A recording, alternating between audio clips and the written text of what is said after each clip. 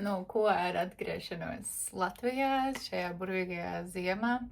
Ārā aiz loga ir putenis un sniedziņš un kupenes, un nevarētu būt vēl jaukāk. Šis bija kaut kas tāds ļoti nepieredzēts. Es nekad nebiju dzīvē bijusi ārpus Eiropas Savienības un tādā siltumā no rīta līdz vakaram un visu laiku, jo saulē noteikti bija karstāks nekā 30 grādi, bet jā, tur 30 grādi bija no rīta, naktī, ūdenī, visur. Un mēs to paveicām. Ar mazo cilvēku šis ceļojums noteikti nebija viegls, taču tas ir ļoti atmiņā paliekoši, un es tā priecājos, ka mēs to izdarījām, un ir atkal pavērušies jauni plašumi, un jūtos atkal kā cits cilvēks, un tāpat arī savā profesionālajā ziņā un šajā satura ceļā man ir tagad bagāžā vesels satura izbrauciens un ar veselām 3 satura sadarbībām, kuras man bija jāpaveic šajā mēneša laikā.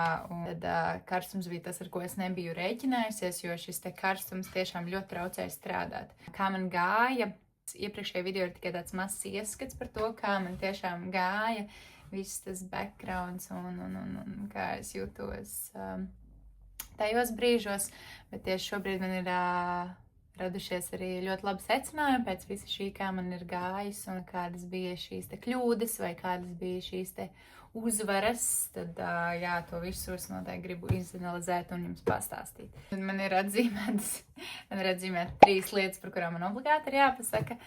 Tātad numur 1, man ir nepieciešams mikrofons. Es visu laiku šo te esmu atlikusi, un ja es aizēju kaut nedaudz no ekrāna, mani gandrīz nedzird. To es apzināti arī uz šo braucienu nenostrādāju un neskrēju pēc mikrofona tikai tādēļ, ka es koncentrējos vairāk saturam bez teksta. Tādu domu, ka, ja teksts ir nepieciešams, to varu uzlikt voiceoverā, tā kā ierakstīt pēc tam. Kaut kad, jā, vajadzēs, bet vēl neredzēju īsti pat tam jēgu, ko es tagad ieraudzīju, protams, tā skarbāk. Es zināju, ka vajag mikrofonu, ja tu dodies ārā filmēt, bet cik ļoti viņu vajag, to es vēl tā kā nenojautu laikam tomēr. Jā, vienkārši tāpēc, ka man šāda pieredze vēl nebija bijusi. Šeit es to varēju pamēģināt, izmēģināt, un tā kā jā, piedodiet man par iepriekšējiem materiāliem, kuros nav mikrofons un ir skaļš okeāns fonā.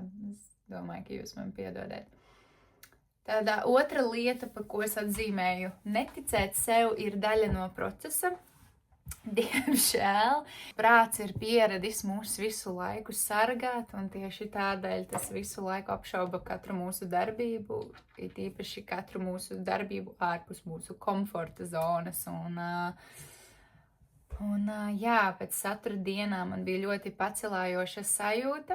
Man likās, ka brīnišķīgi es esmu izdarījusi to, ko es esmu atlikusi sev izdarīt, taču visu laiku nepametā sajūta, ka vai būs pietiekami, vai man nevajadzēja nofilmēt vēl to.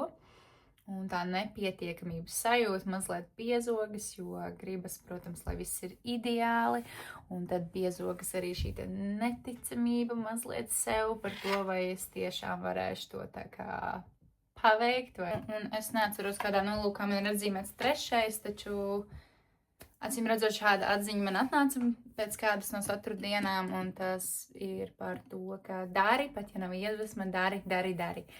Jo, jā, es vienmēr arī esmu bijusi par to, ka ir jādara, jo vairāk tu darīsi, jo labāks būs rezultāts. Tā kā ar jebko dzīvē. Tā kā, jā, šo es jau nesaku jums pirmoreiz. Šeit arī tās manas atziņas mazliet arī apstājas. Noteikti parādīšu no sevis veidotā vairāk, tiek līdz šie sadarbības partneri arī būs kaut ko publicējuši, jo, manuprāt, tā ir ļoti svarīga etika, ka tu nodod materiālu un tad tu sagaidi vispirms, kad šis materiāls pirmkārt tiek apstiprināts, otrkārt tiek publicēts no personas, kuram šis materiāls ir nodots, jo tas ir viņam. Un tikai tad, ja tu vēlies, tu vari izmantot to arī saviem nolūkiem, kādiem reklāmas nolūkiem vai savā portfolio. Tā kā, jā, šobrīd es gaidu šo brīdi.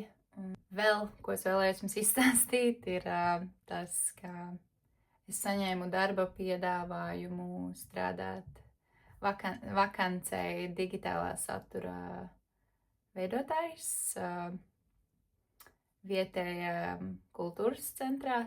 Taču godīgi izejot atlasi, beigās saņēmu atteikumu, jo es jau intervijā sēdēju un jūtu, ka es nezinu, es esmu gatava strādāt amatdarbu, kur es neesmu pati sev priekšniece, kur es neveidoju savu grafiku.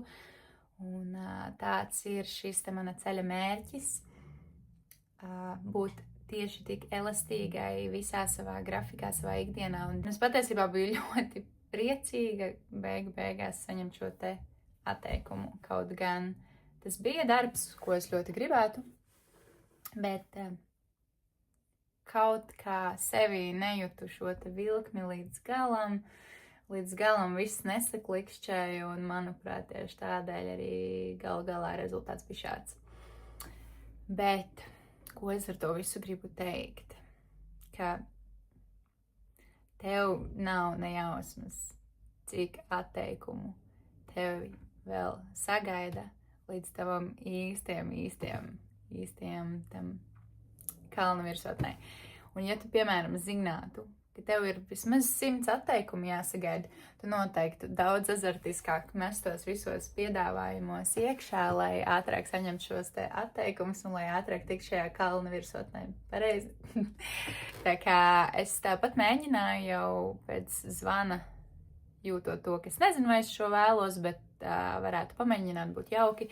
Vienmēr šī te stabilitātes vīzija par to, ka tev katru mēnesi ienāk vienāds cipars un tu vari ar to rēķināties. Tas, protams, vienmēr visiem ir kā medus ausīm, taču es esmu jau gana daudz atteikumus šajā jomā saņēmusi, lai varbūt, un katru reizi man piezogas viena un tā pati sajūta.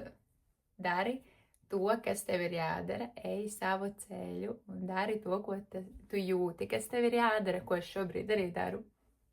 This is it, this is what I'm doing, šis ir tas, kur man visas sajūtas ir īstās. Tieši tāpēc es to daru.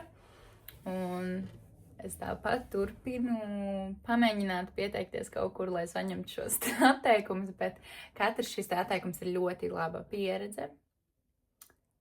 Ļoti laba pieredze. Un tāpēc, jā, nebaidamies teikt jā dažādiem piedāvājumiem, un tāpat laikā arī nebaidamies no tā, ka mums teiks nē, izvirzam savus piedāvājumus, metamies dzīvē iekšā, un jā,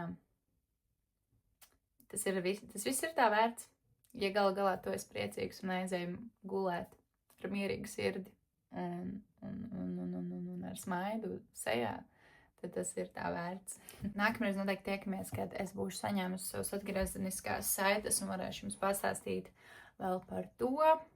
Man ir vēl jāpabeidz pēdējās sadarbības materiāls izveidot, jānodod. Un tad es visticamāk metīšos jaunos piedzīvojumus, meklēšu jaunus piedāvājumus. Tā kā šis bija tāds mazais check-ins pēc Maldīvu braucienā. Man viss ir kārtībā, visiem viss ir kārtībā. Nevarētu būt vēl jaukāk.